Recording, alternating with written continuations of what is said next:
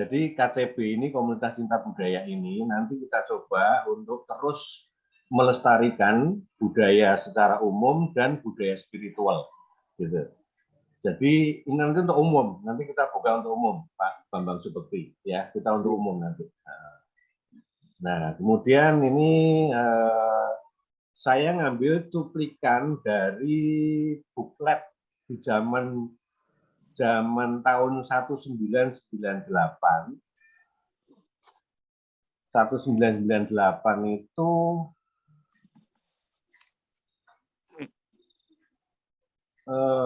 kita ada upacara puput puser, ya.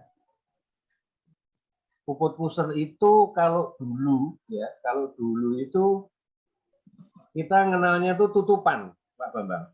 Mungkin ya Mas Haji juga tutupan. Tapi nah waktu itu ketika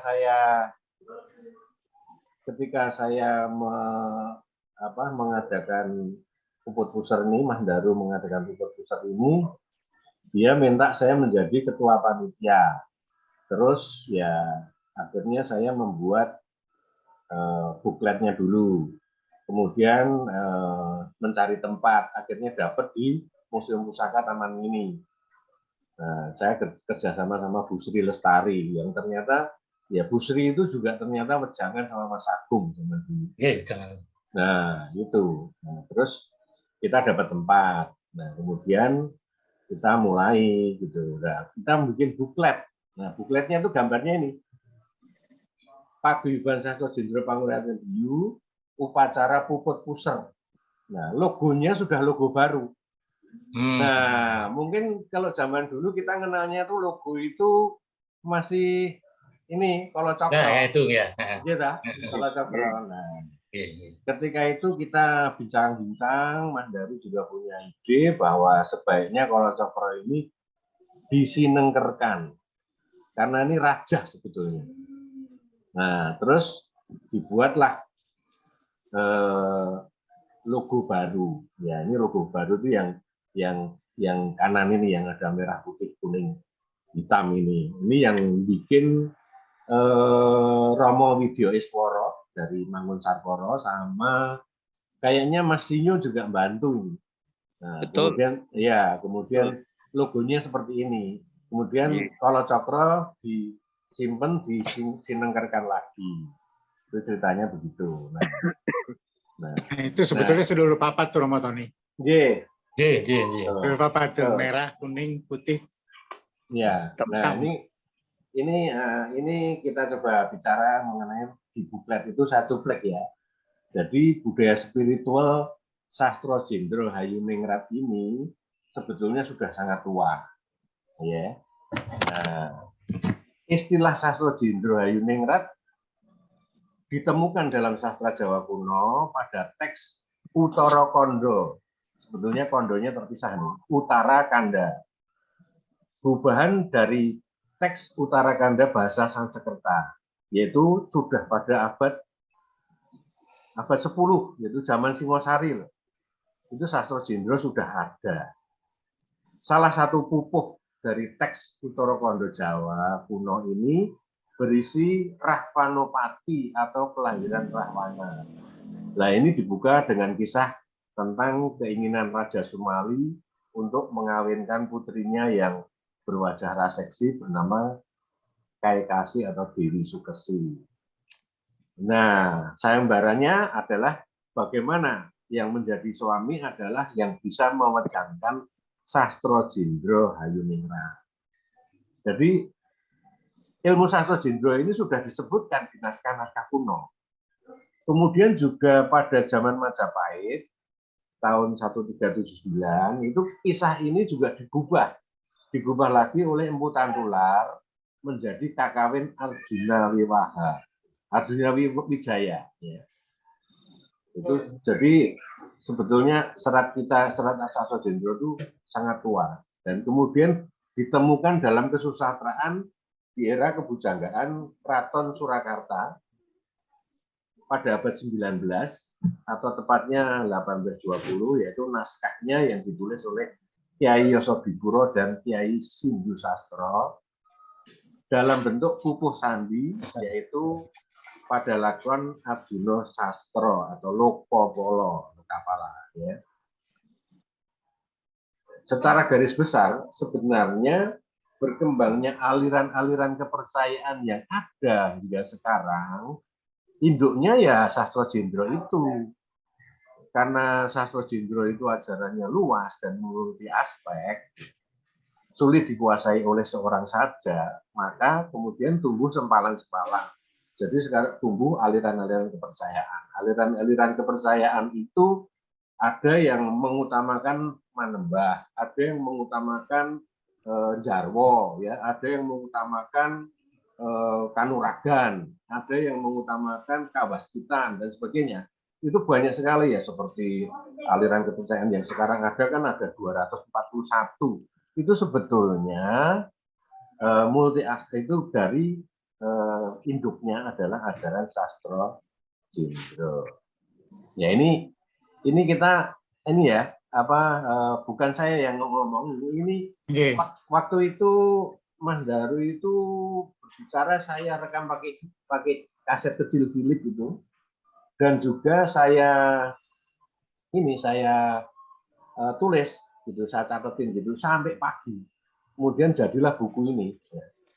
Nah, dalam ini saya teruskan ya, jadi dalam buku Basmolinggo karya Pujangga Ronggowarsito juga dijelaskan bahwa tataran ilmu seorang untuk mencapai kesempurnaan hidup adalah dengan cara belajar ajaran Sastro Jendro Hadiningrat. Maka apabila semua orang mentaati ajaran ini, niscaya bumi akan damai sejahtera. Ajaran ini oleh leluhur kita dipakai sebagai pedoman dalam mengarungi kehidupannya. Dalam bahasa Jawa ya disebut dengan mustikaning kawruh ingkang kuwasa, amartani ing karahayon, karaharjan, katentreman lan sak panunggilipun. Jadi ini merupakan mustika ketuhanan. Ya, mustika pengetahuan tentang ketuhanan. Pedoman untuk menuju ketentraman diri sendiri maupun perdamaian dunia. Ini Sastro Jendro yang diuraikan oleh Romo Daru waktu itu. Nah, leluhur kita menghayatin dan mengamalkan hidupnya dengan mustika ini untuk mencapai ketentraman, mencapai kesempurnaan hidup, yaitu sampurnaning burit. Ya. Sampurnaning burit. Salah satu ajaran Sastro Jendro yang dijabarkan dalam falsafah. Jadi sebetulnya ini sangkan pananing dumadi itu hanya bagian dari falsafah Sastro Jendro. Ya. Itu disebut dengan sangkan pananing dumadi yang terdiri dari sangkaning dumadi, asalnya, dan paraning dumadi, kemana kita pergi. Nah, ini tadi sudah disebut sama Pak Bambang Subekti, ya kan? Itu. Nah, sangkan paraning dumadi, sangkaning dumadi, ya, mencakup pengertian tentang asal mula hadirnya jiwa atau roh suci dari alam gaib. Lalu hidup di dunia dengan diberi pakaiannya berupa 4 unsur pembentuk wadah atau jasmani manusia, yaitu bumi, geni, angin, air. Nah, ini urutannya ternyata begitu, Mas Haji. Jadi, bumi, geni, angin, air. Nah, ini juga berhubungan dengan tadi dulur papat kalimo pancer. Setuju. Pas. Nah, perwujudan itu terjadi melalui perantara bapak dan ibu, dikatakan bopo minangka dadi lelantaran lan biung minangka dadi papan. Jadi kita sebetulnya sudah sering dengar lah ini. Ini memang cuplikan dari buku kita acara Pupat Pusar gitu. Maka lahirlah bayi atau manusia baru. Kecenderungan bayi mencari pengayom itu ada dengan sendirinya. Kemudian tumbuh pemikirannya melalui menghayati alam dan kehidupan, sehingga timbul pemikiran tentang eksistensinya di dunia. Keinginan untuk membalas budi timbul kepada bapak dan ibunya, yaitu mengabdi, ya. Itu sudah menjadi karakter dari seorang bayi, anak-anak. Ya. Selanjutnya, menghormati leluhur dan terus bertingkat. Menghormati bapak ibu, kemudian simbah, ya. Nah, itu kalau di Jawa itu simbah, nanti naik lagi mbah buyut, mbah canggah, mbah wareng, mbah udek-udek, mbah gantung siwur, mbah berupa sente, depok bosok, berupa sente, depok bosok, dan terus sampai terah tumerah, mbah terah tumerah. Nah, sampai di situ akhirnya mulai berpikir tentang keberadaan Tuhannya. Jadi perilaku ini menandakan telah adanya keimanan dalam diri manusia sejak lahir. Itu dapat diartikan lebih jauh lagi bahwa bayi manusia telah memiliki rasa ketuhanan. Jadi kalau kita ngomong ada orang ateis, itu sebetulnya itu filsafat. Orang itu tetap percaya Gusti Allah gitu.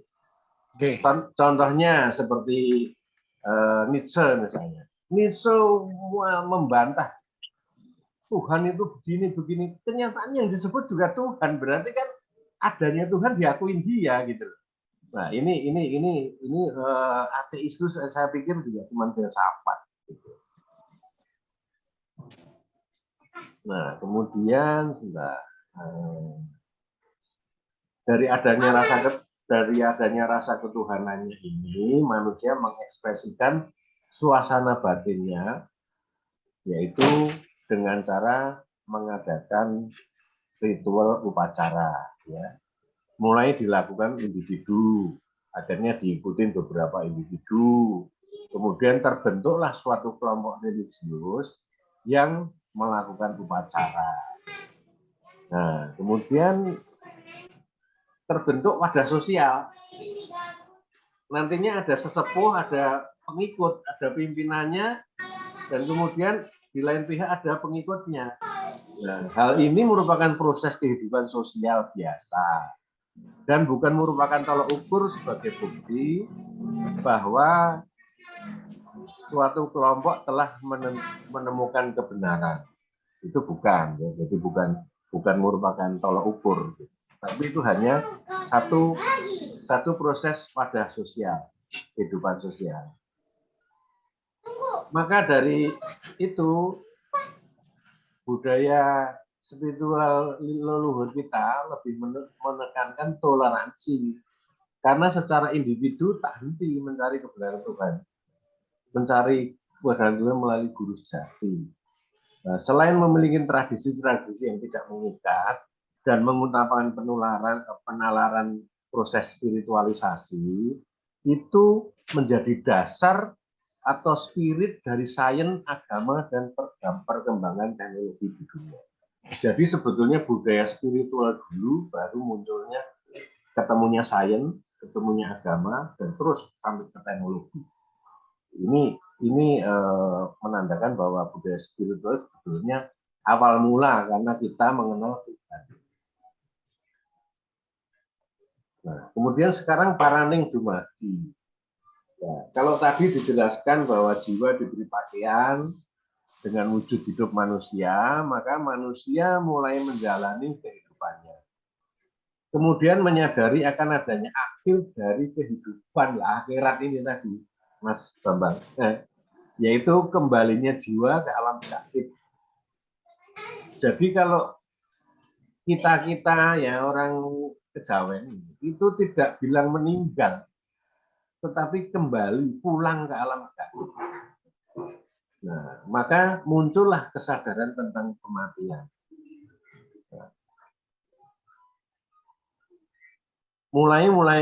Manusia mulai mencari keharmonisan hidup dan kebenaran Tuhan. Misalnya seperti beramal, berbuat yang baik, kemudian juga tidak berpikir yang buruk, dengan tujuan untuk mencapai hidup tentram, sehingga menemukan kematian yang sempurna. Ya, ini masih dasar. Ya. Leluhur kita berusaha memecahkan keajaiban Tuhan atau waranani kayak itu dengan rasa. Jadi lebih ditonjolkan atau lebih diberatkan adalah rasa keimanan, rasa.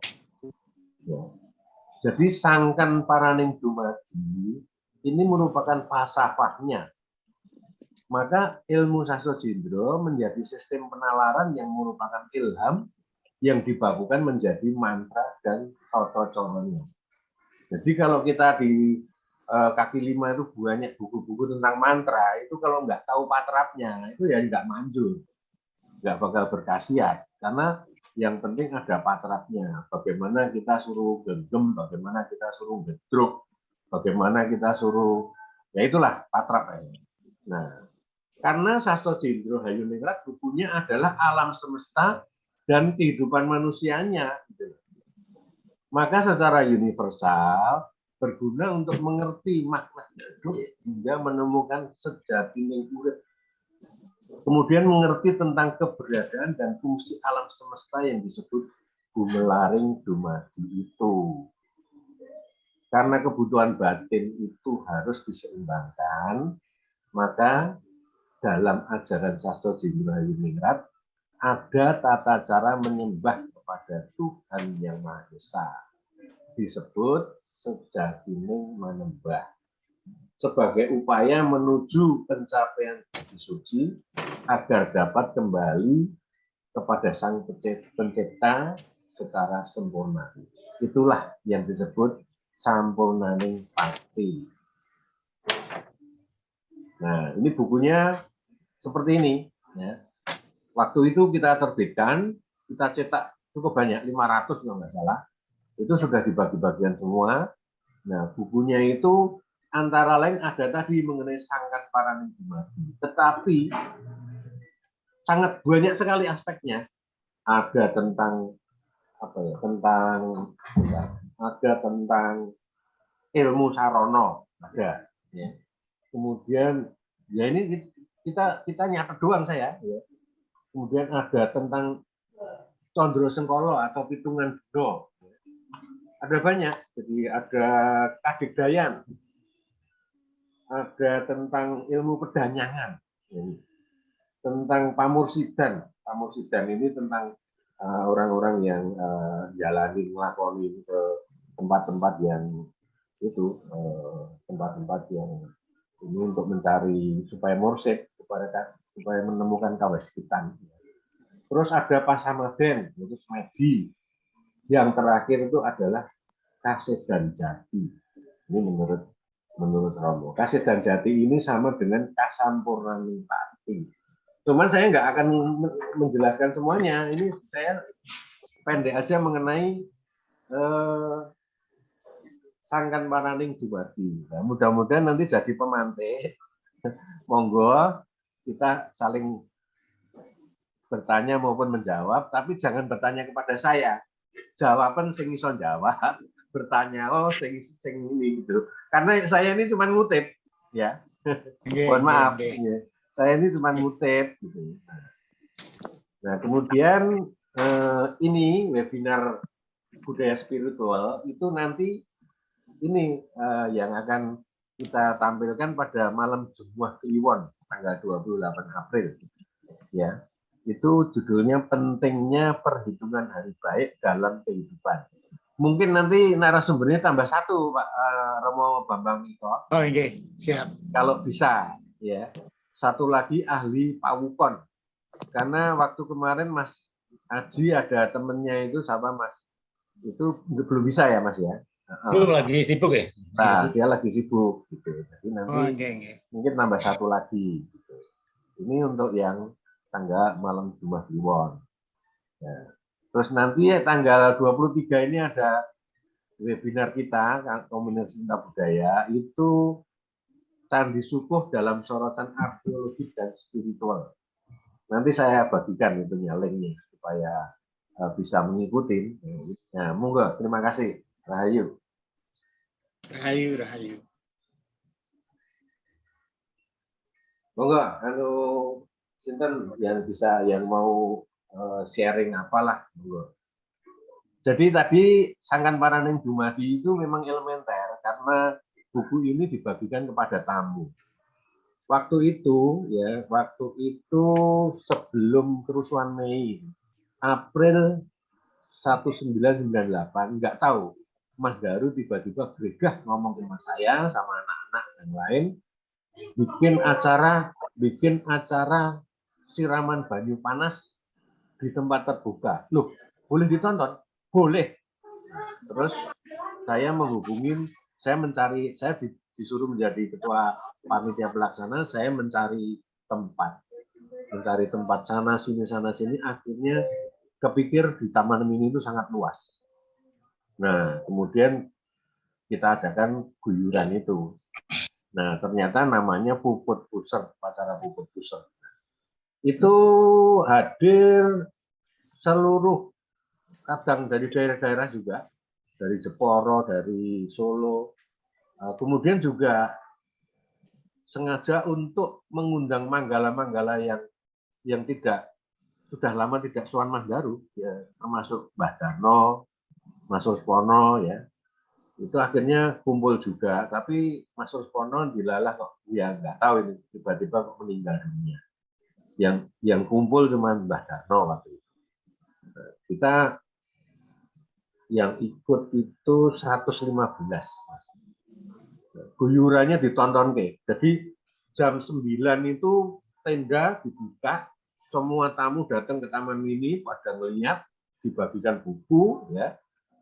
Terus murid-murid yang sudah pulang dari laku itu kan masuk lagi nih, dilepas jam 3 malam, jalan kaki orang untuk nekuk dengkul, genggam, orang untuk turu, ya dah, sampai di Taman Mini lagi jam 11 malam, jam 11 pagi. Jam 11 pagi. Udah kumpul semua, udah disiapin itu apa namanya, drum banyu, saya kasih apinya itu, saya pakai apa namanya, arengnya itu pakai batu bara. Wis pokoknya panas banget itu. Sedilin aja mendidih itu. Wah, nah itu pada diguyurin satu-satu. Ya, bilalah ya selamat semua, baik semua. Gitu. Cuman ada satu yang sempat pingsan itu dari Semarang, saya lupa. Dan kita sudah ada waktu itu, kadang kita ada yang namanya Dokter Oha Mulyono. Dokter Oha ini yang jadi apa namanya, palang merah gitu. Sukses waktu itu, sukses sekali. Nah, yang tadi saya bacakan adalah buku yang dibagikan kepada penonton atau para hadir. Jadi elementer sekali. Mas Haji mungkin lagi ada mau mikir apa. Ini elementer sekali, benar. Mungkin Pak Bambang ya bisa bicarakan apa gitu. Monggo Mas Haji. Ya. Karena ngenger saya dengan Mas Daru itu, Romo Daru itu sebenarnya tidak terlalu lama ya. Tapi sangat-sangat terasa sekali. Dan itu tidak pernah, justru itu kayak, justru kita itu kalau datang sering ditinggalin Romo Daru malah. Waktu yang lebih lama saya ini dengan Romo Daru itu waktu masih di Jalan Guntur di Pasar Rumput itu, sama di Andara. Oh iya, di Andara. Nah, di Andara. Nah, di dua tempat itulah yang interaksi saya agak lama dengan Romo Daru itu ya, kurang lebih sekitar 2 tahunan lah itu. Saya benar-benar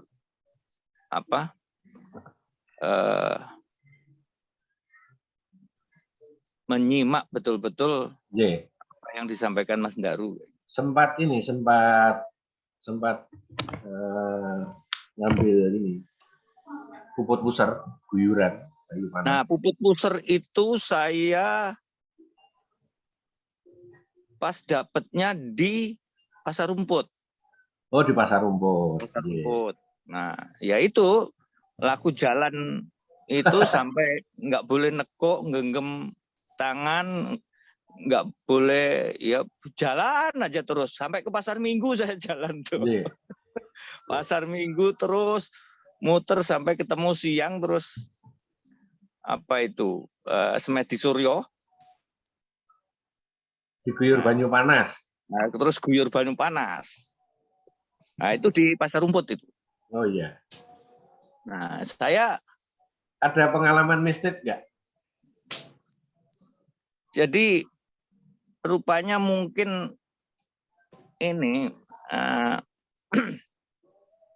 Romo Tony, jadi saya itu kurang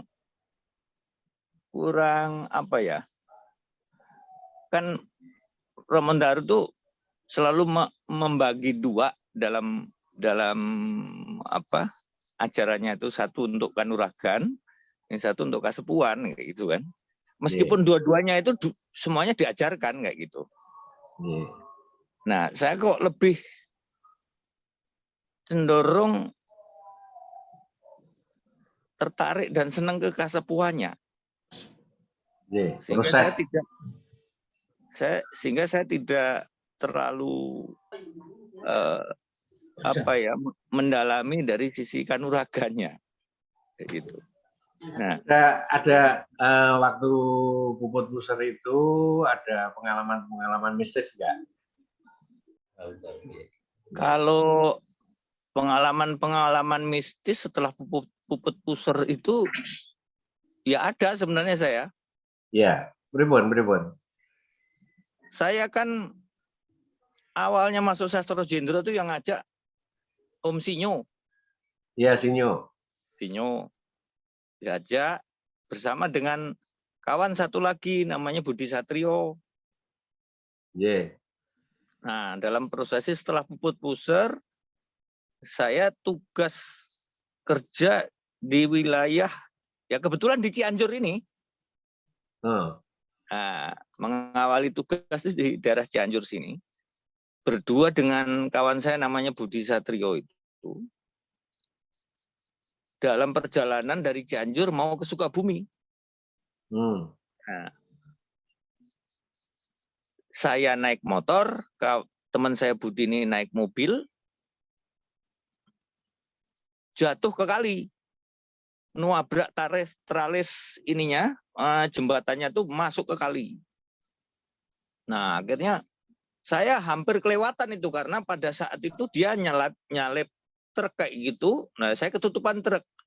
Terus tiba-tiba truk itu agak mendadak berhenti itu sampai saya juga kaget tuh.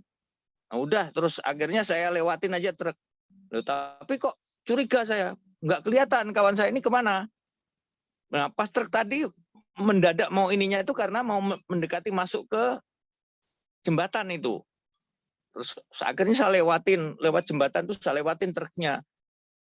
Orang-orang kok pada lari-lari turun ke arah jembatan. Dan saya tidak melihat kawan saya Budi ini kan. Saya curiga. Ada apa nih orang-orang? Saya berhenti. Saya ikut arahnya orang-orang tuh lari ke jembatan. Enggak taunya teman saya itu mobilnya udah kecemplung di situ. Iya. Sudah terbalik itu, Mas. Terbalik, bannya di atas. Bannya itu masih, saya ingat sekali, masih muter-muter.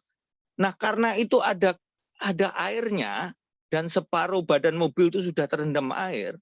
Saya takutnya dia terjebak di situ, nggak bisa ini. Saya dari jembatan tuh langsung nyebur tuh ke ini, padahal tingginya ada kurang lebih sekitar 3 meteran lah, gitu. Dan arusnya itu sebenarnya nggak yang terlalu deras, ya, tapi lumayan dalam, agak ada kira-kira setengah badan lah kayak gitu. Nyebur langsung saya masuk ke mobil tuh selulup, nyariin kawan saya ini, Budi ini, takut dia kejebak di situ nggak bisa ini. Rupanya dia sudah diselamatkan orang yang saat itu, karena itu sore hari, ya mungkin orang itu sedang buang hajat apa-apa di kali itu, kaget kayak gitu. Kebetulan ada 2 orang apa 3 orang kayak gitu. Begitu buang itu langsung dia otomatis masuk ke mobil itu mau menyelamatkan kawan saya. Ternyata udah diselamatkan di atas. Nah, setelah singkat cerita setelah sampai di atas saya lihat mobil itu udah jadi angka 1, Mas. Tapi kawan saya Budi itu cuman berat sedikit di atas alisnya ini. Dan tidak apa-apa, cuman kaget aja, shock sebentar, terus bangun lagi, udah nggak apa-apa saya, nggak apa-apa. Udah gimana caranya sekarang angkat mobil?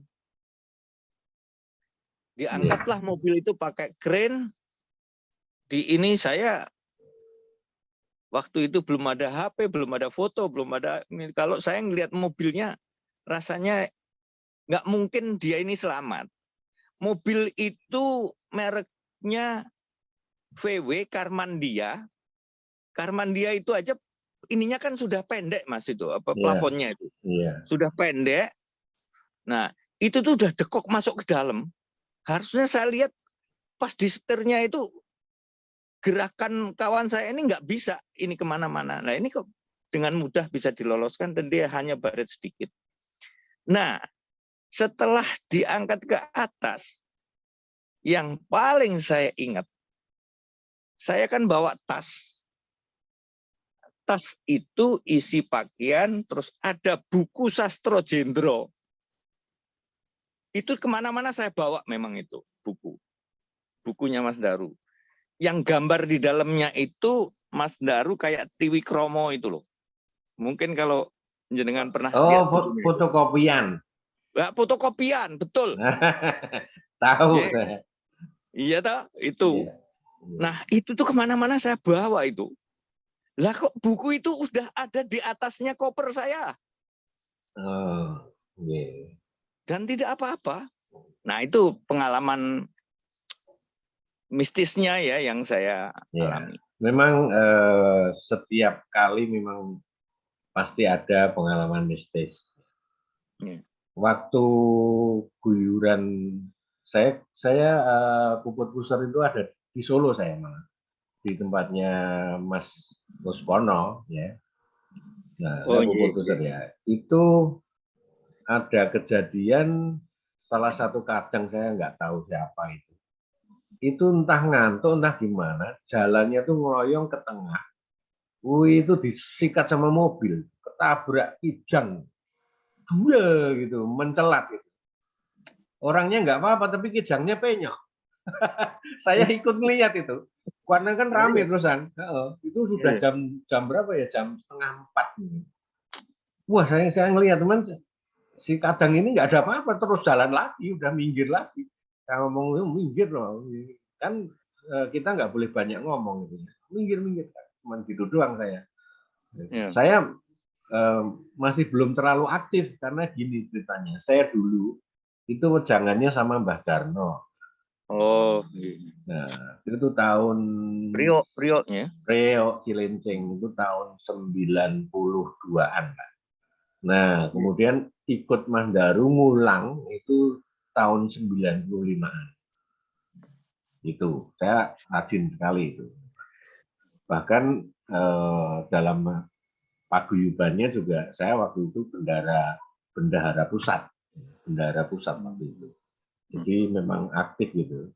Nah, ini pengalaman mistis itu memang ada aja gitu, aneh gitu. Saya juga ini ngalaminnya begitu, tapi bukan saya sendiri, ya. Nah, mungkin Mas Romo Bambang Eko pripun ada hal-hal yang sifatnya ini mistis yang bisa diceritakan, karena ini kan kita ini kan perjalanan hidup ini kan semuanya kan masalah rasa. Ya.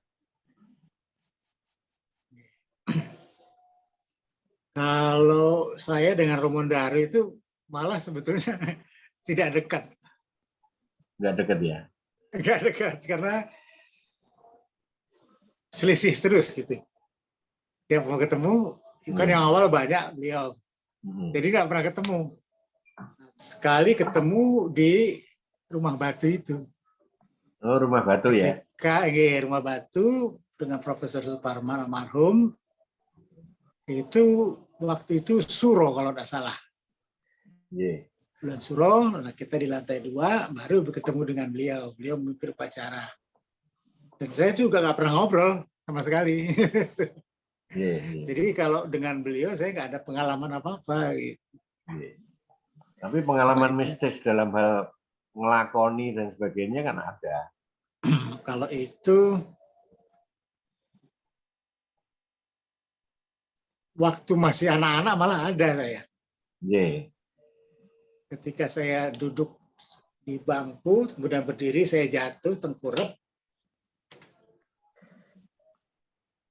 Jatuhnya pas di bawah tempat tidur gitu.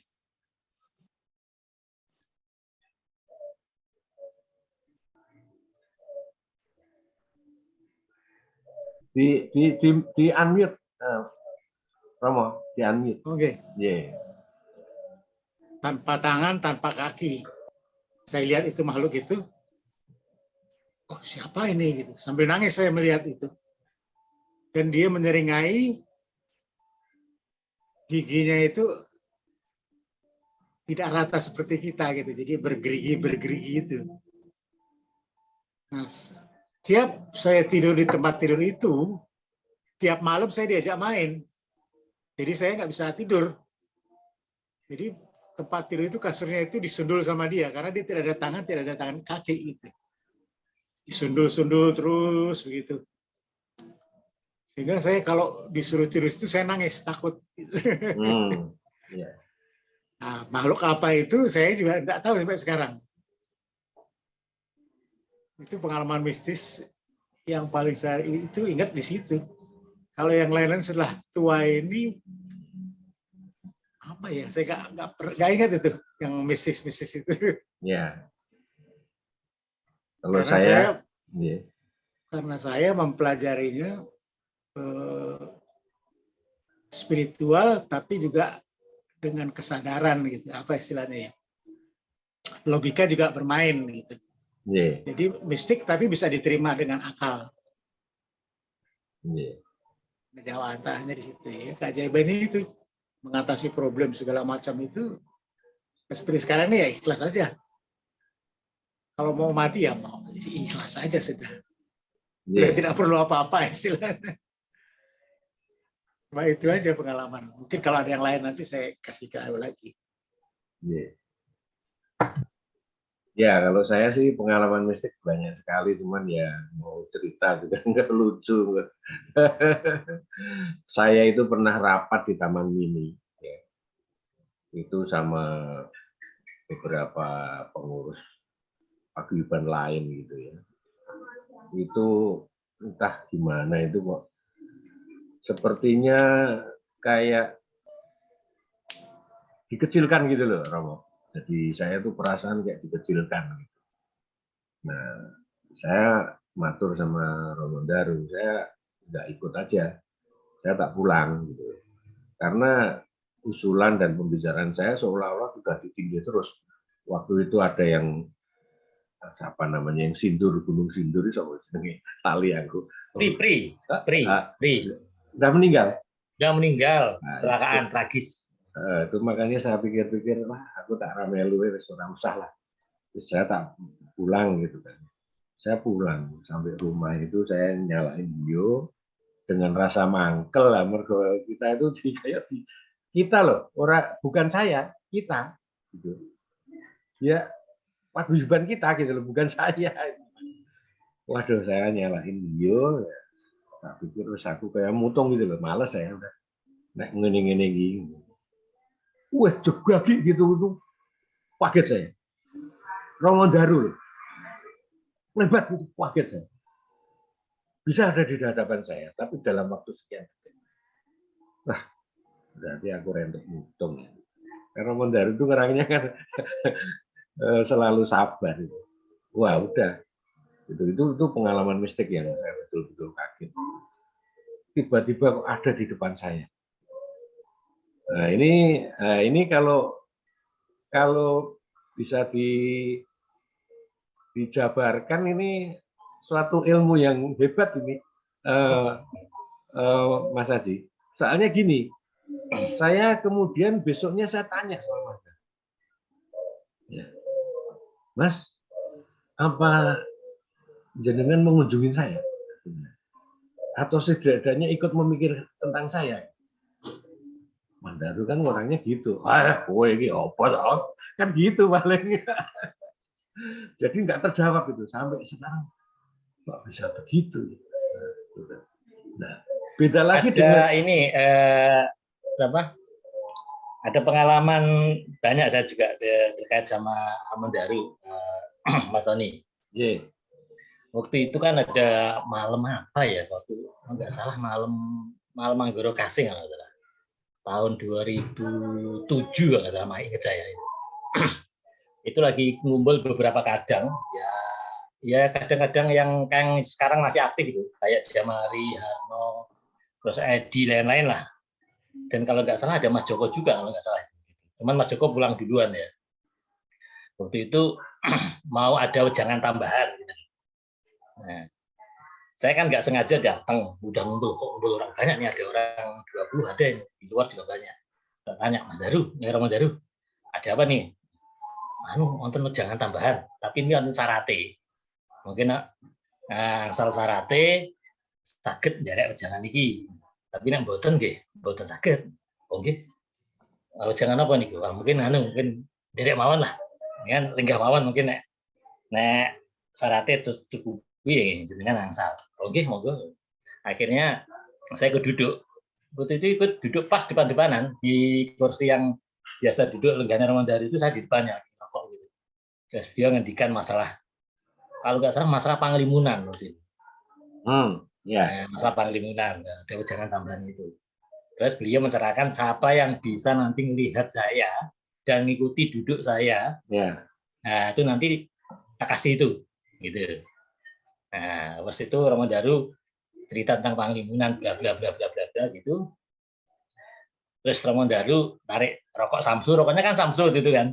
Terus rokoknya dipijitin gini, wah nih narik ngisep rokok, matek Aji. Nah, pas matek itu tiba-tiba ini badannya ini kayak apa ya? Kayak di film itu loh.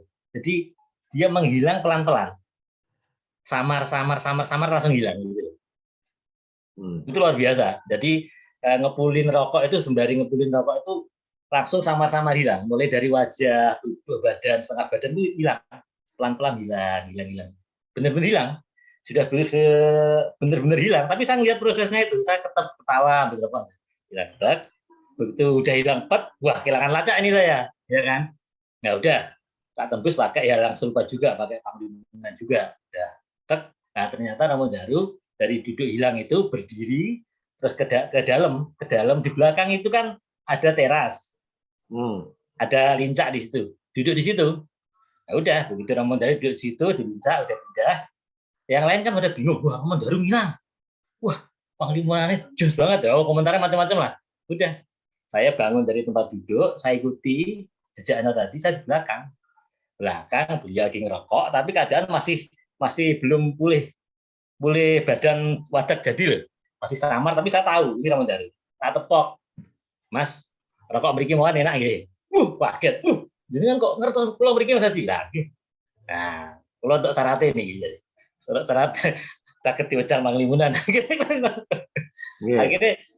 Akhirnya dengan itu yang lain nggak dapat. Yang waktu itu malam itu yang dapat cuma saya, gitu loh. Yang lainnya. Nah.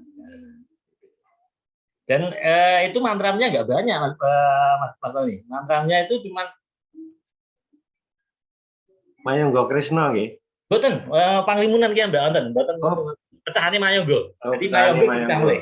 Jadi dari Mayangga, dari bayang-bayang itu dipecah lagi, dihaluskan lagi. Mantranya itu cuma tiga kata. Nah, tiga kata itu nanti megeng nafas 14 kali. Tak gitu, langsung jelas gitu. Nah, langsung disimak mantranya niki Mas Haji. Oh gitu. Bun, langsung ngajeng yuk. Akhirnya habis rokok kita ke depan berdua, ke depan lagi. Ya yang lain pada heran, loh, mungkin mengguri mau nemuin Ramondaru loh sih. Iya, kenapa? Haus, kejamu untuk ini. Jadi yang asik itu apa? Yang asik, proses menghilangnya itu luar biasa. Jadi pelan-pelan nggak transparan, atau terus benar-benar hilang, nggak ada, nggak kelihatan. Yang kelihatan cuma kursi. Ya untungnya Kalau saya punya satu bukaan tentang jangan tentang netro, tentang mata yang halus.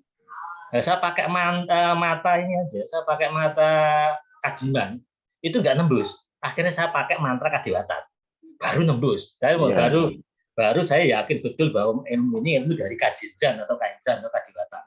Karena dengan mantra alam kajiman nggak bisa. Akhirnya saya tembus dengan mantra kadewatan. Berarti putih ya? Tertentu. Berarti putih ya berarti. Oh iya, mantra kadewatan itu. Pakai mantra kadewatan, nggak bisa kajiman. Jadi pakai mantra kadewatan baru kelihatan. Oh, berarti memang ilmu dari kaindran. Kalau nggak dari kaindran nggak bisa, Mas Fani. Nah, karena ini halus banget. Agar tak lihat dengan itu kelihatan gegernya. Kelihatan gegernya berdiri, belunuk sampai ke tengah itu ruang tengah langsung ke buka pintu belakang, teras belakang. Duduk di situ sambil ngerokok, sambil diterusin. Dari situ saya yakin betul bahwa ini ilmu dari kaindran. Karena nggak mungkin ilmu dari kaindran bisa ditebus dengan mata lain, harus dengan mata kaindran juga. Dari situ kita baru ketawa ngakak berdua di dalam. Wow, di dalam. Tapi yang ajib mantranya cuma tiga suku kata, tiga kata. Tiga kata itu. Mungkin jenengan dapat lah mungkin. Tapi tetap atrapnya kan harus ada. Ada patrapnya. Makanya tadi kan dalam apa yang saya bacakan itu tadi, kalau kita itu punya mantra itu nggak tahu patrapnya juga percuma, gitu ya. Iya, itu patrapnya dikasih dan lakunya waktu itu lakunya tebusannya ini Mas Haji. Tapi jenengan buatan salah laku, ini hadiah mawon, bonus.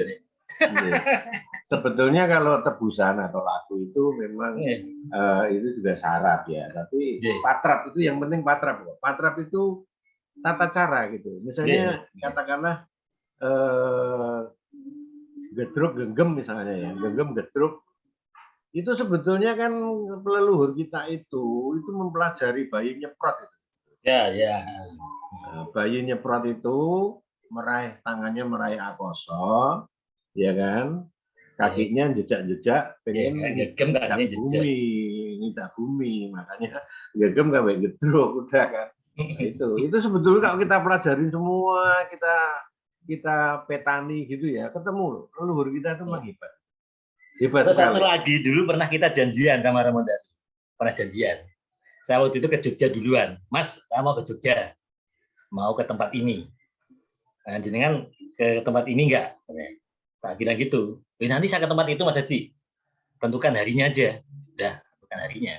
Saya duduk di situ, saya udah terteki duduk di situ dari jam 12 malam lah. Saya masuk lokasi itu jam 12 malam, saya duduk, nyempet dupo, ngerokok saya kerabatak. Ya, tahu-tahu tuh angin kenceng banget Pak Tani, Bapak. Wah, angin kenceng banget. Kenceng sosok, wah udah angin kenceng banget. Terus peziarah yang lain itu nggak tahu secara otomatis pada ketakutan dengan angin itu. Akhirnya keluar dari arena ziarah itu. Nah, setelah rokok saya itu udah setengah batang, ya tahu-tahu Romo Dari itu di samping saya. Ji, langsung gitu. Mas Haji, oh gini Mas ya. Duh, awes bun. Duduk di situ ngobrol, terus saya pamit. Dan itu hampir setengah jam loh, Mas Tony. Saya pamit ya. Nah, pamit ini tahu-tahu angin kenceng lagi hilang. Nah, terus biasanya tak telepon, Mas, Romo Dari jenengan dari kemarin di mana? Saya kemarin tetap di rumah, tapi saya jam segini saya akan ketemu jenengan di lokasi ini. Oh iya, ya udah berarti benar. Memang banyak sekali kalau yang namanya mujizatan atau mujizat-mujizat yang kita lihat ya. Kita pernah laku di Curug Nangka. Dengan tahu Curug Nangka itu midun itu ya, turun gitu. Iya, Gunung Salak nih. Terus sungai ada batu-batu gitu, kita pada di situ gitu. Nah itu masih sore, masih terang, itu ada itu pakai halu-halu itu bahwa di sono hujan deras, takut nanti air tiba-tiba meluap turun ke kita mati semua, bisa hanyut itu kita. Dan di sono tuh gelap sekali di atas udah mendung gelap itu. Mas Daru itu cuman megang ubun-ubun begini gitu. Sit, sit, sit gitu. Aku dia ngeliatin kok, ngeliatin. Yang lainnya nggak peka. Saya ngeliatin, saya peka. Ada hal-hal gitu peka. Cuman gini-gini aja. Itu bisa menyibak. Jadi setelahnya itu apa? Mendung itu hilang. Mendungnya hilang. Mendungnya hilang. Nah, saya pikir-pikir, wah itu nek sono nih sing hujan gimana? Kan kita kan bisa ini, bisa kena hanyut sama air gitu.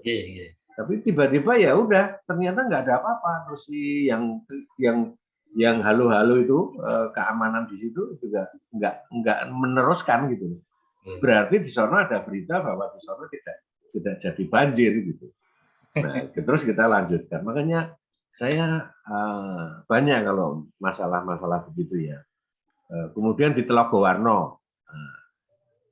Di Telogowarno kita ada berapa orang lupa, ada 4 mobil Telogowarno sambil ini diguyurin, dimandiin, juga ada jamasan sebentar ya. Itu terus rampung itu sekitar jam 3. Itu kita diajak, yuk kita pulang, udah kita udah rampung. Saya tuh melihat di pojokan itu ada sosok tubuh itu setinggi cemoro. Kaget ya, kalau mengkorok ya. Apa ini? Gitu kan.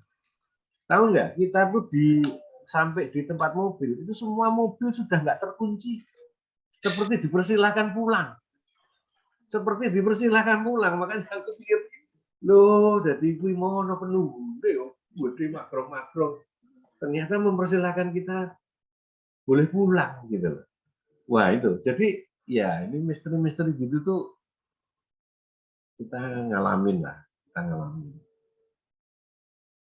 Makanya saya bilang ini memang semua itu bakat, sudah ada talentanya. Jadi makanya kalau saya bilang yang namanya ajaran itu tidak pernah akan hilang.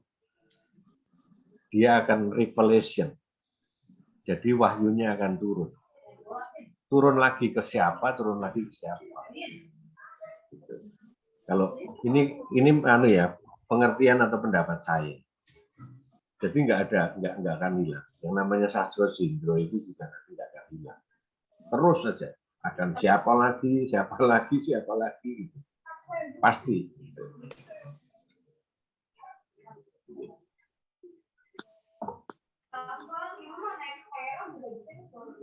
Monggo, Mas Bambang. Monggo. Ngomong-ngomong ini mengenai wuku, Romo. Yeah. Itu saya kan dulu nggak suka keris. Yeah. Saya itu pertama kali dapat keris dari seorang dukun di Banyuwangi.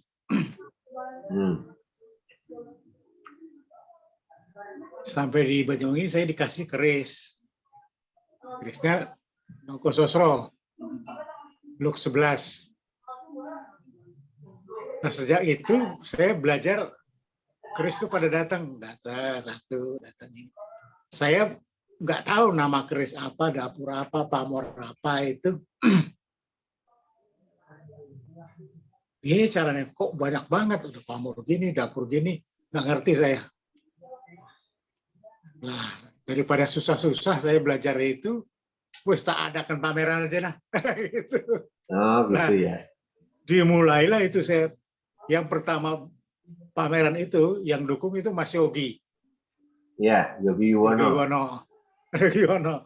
Dengan gurunya Ki Ageng Wibatsu almarhum. Oh Pak Wibatsu almarhum, kenal. Pak Wibatsu ya. Almarhum. Wah itu setia banget kalau pameran di Bali pasti ikut. Terus saya mikir-mikir kok saya jadi kekeris ya. Hobi saya menyanyi, hobi saya teater, sinetron. Kok nambah lagi keris, kenapa ini? Terus di Bali kan soal buku tuh sangat kental gitu kan. Terus coba sih lihat apa buku saya nih, tak hitung. Buku saya itu buku landep. Jadi, oh rupanya wuku ini ada hubungannya dengan hobi saya yang baru, yaitu perkerisan ini, landep.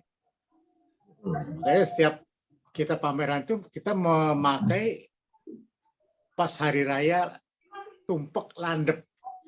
Nah, Bali, ya di Bali. Ya. Jadi tiap tumpek landep kita mengadakan pameran setiap tahun sekali. Nah di situ, jadi ada hubungannya antara wuku dengan apa yang terjadi dengan diri kita itu. Tapi yang namanya udah sepuh belajar gitu ya, nggak secanggih yang muda-muda kayak Mas Aji ini kan jago banget.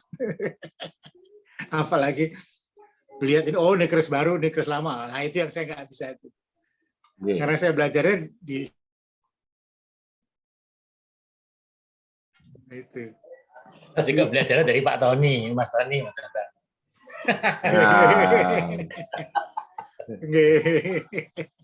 Tapi kalau orang-orang sekitar Jogja itu ya pasti jago-jago lah, Chris. Ya, kalau saya seperti saya pribadi ini kan memang apa ya, kebetulan aja Pak Bambang. Jadi karena bapak saya memang guru spiritual, suka keris, yang saya juga begitu, akhirnya ya sudah. Nah, sampai yang disebut tadi ke atas dari Buyut, dari Cangga, dari Warek, Begadang seluruh suka itu semua ya wis. Akhirnya mau nggak mau cucu-cucunya sampai saya, sampai anak saya itu semua suka. Bahkan sekarang ini kalau lagi males mutihin keris, kalau ada orang marang, yang mutihin anak saya, mutihin dia, saya tinggal nyelup. Jadi memang ya sudah, ya namanya budaya ya harus ditularkan ke generasi-generasi, termasuk keilmuannya, termasuk bela dirinya itu ya mulai kita tularkan ke anak-anak. Kebetulan memang keluarga kita memang keluarga kejawen, keluarga suka keris, suka begitu, terus keluarga suka ngelmu, terus suka bela diri, mentaraman gitu. Ya udah, mau nggak mau anak-anak kita juga kita didik untuk itu. Saya dulu dididik bapak tentang bela diri, tentang apa, anak ya istilahnya inilah budaya keluarga dulunya itu. Ya alhamdulillah sampai sekarang kita masih bisa dikasih kesempatan untuk nguri-nguri. Dengan zaman yang tarut-marut begini, kita masih mau pengen budaya bela diri, alam mentaraman, keilmuan alam mentaraman, masuk Sasot Jindro dan Ngastiko Kasampurna. Nah itu kita masih pegang. Jadi ya alhamdulillahnya ya nggak terlindas zaman lah itu. Paling nggak ngadepi zaman itu kita ketawa lah dengan tarut-marutnya, karena memang ya gimana ya, ya semua sudah dibabar sama beliau-beliau, semua sudah dikasih angger-anggernya. Jadi ketika ngadepi apapun kita ketawa. Paling besok ono iki, paling besok ada ini, paling besok lagi. Ini itu sudah ada semua sebetulnya, tinggal jalani. Jadi tetap prinsip hidup apa? Urip sak drema lakoni niku tetap berlaku di itu, karena memang angger-anggerannya ya ada. Ya alhamdulillahnya menang startnya di situ aja Pak Bambang sebetulnya. Karena kalau saya kan kebiasaannya itu lebih banyak memakai visual. Visual dan ya kosong. Ini ya Mas Tony sendiri ya, Mas Tony, Mas Bambang, ada sama Mas Bambang Deb ya. Kendala kita saat ini generasi muda itu kan apa-apa kan perlu mereka kan tuntutannya kan harus diempiriskan kan gitu. Nah, jadi logika itu harus bisa dicerna dengan logika kekinian dan harus empiris menurut mereka. Itu tuntutan kita itu. Makanya kita kadang-kadang menjelaskan tentang misalnya ya banyaklah tentang kaur-kaur tentang Sangkan Paraning Dumadi itu harus diganti dari sisi logika empiris yang memang betul-betul mereka bisa terima. Nah, itu kendala kita, menurut saya kendala kita saat ini. Jadi ke generasi muda ini gimana mereka punya minat terhadap spiritual Jawa ini, penduduk Nusantara ini, yang harus mereka terima, bisa terima dengan logika pemahaman mereka. Itu tuntutan kita untuk bisa menjelaskan sebetulnya. Pertanyaan mereka itu misalnya kayak anak-anak sendiri ya, anak atau teman-teman yang datang ke rumah ngobrol itu mereka perlu penjelasan itu, dan itu memang ya gampang nggak gampang, sulit nggak sulit sebetulnya. Jadi kita harus mampu menjelaskan itu.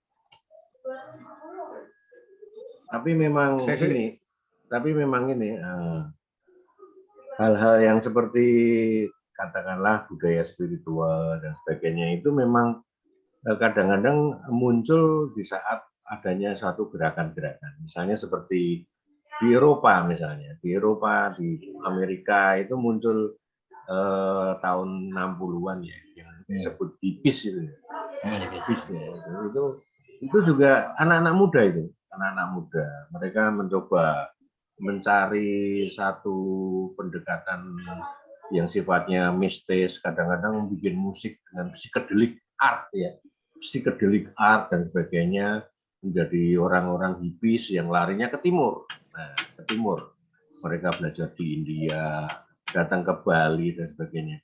Ini sebetulnya potret ini hampir sama dengan sekarang. Sekarang ini banyak sekali perkumpulan-perkumpulan atau satu bisnis nih, satu bisnis membuat satu kelompok meditasi bayar. Seperti di Bali ya, itu banyak. Cuman ngadain ruangan ya, ruangan dan dia bisa bicara tentang meditasi. Banyak sekali yang ikut. Yang ikut banyak. Ya, jadi saya bilang spiritual seeker ya, pencari-pencari kebenaran atau pencari-pencari Tuhan itu sekarang bertebaran. Nah, ini mesti kita lihat apa sebabnya. Nah, mungkinkah karena formalitas agama yang fragmented ya, dogmatis sehingga dia sudah mulai tidak puas ya. Bukan ateis saya bilang lagi, tapi agnostik.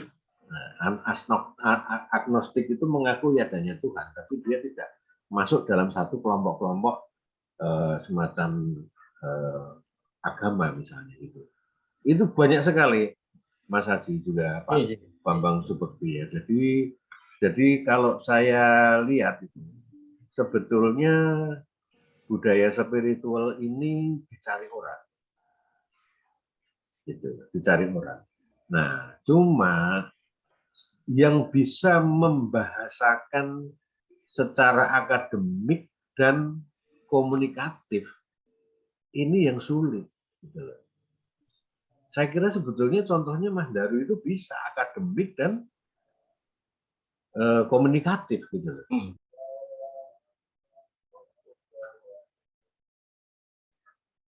Maka sebetulnya kita perlu tetap melestarikan budaya spiritual, terutama ajaran Sastro Jindro ini, dengan mengamalkan, dengan melaksanakan dari pihak pribadi-pribadi diri kita, dan juga banyak membuat literasi tulisan yang akan memacu atau memantik keinginan dari banyak orang ya, terutama kaum milenial ya, untuk mengetahui, untuk mengerti gitu, bahwa Sastro Jindro ini adalah